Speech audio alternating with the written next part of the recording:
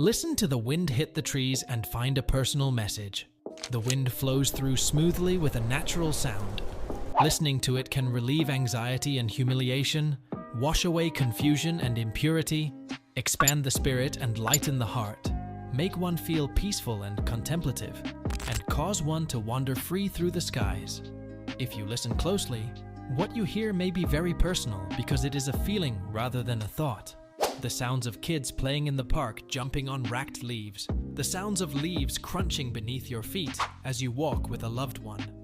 Storytelling is a way to evoke feelings that the words can draw out and then trigger a range of emotions, from curiosity and excitement to empathy and trust.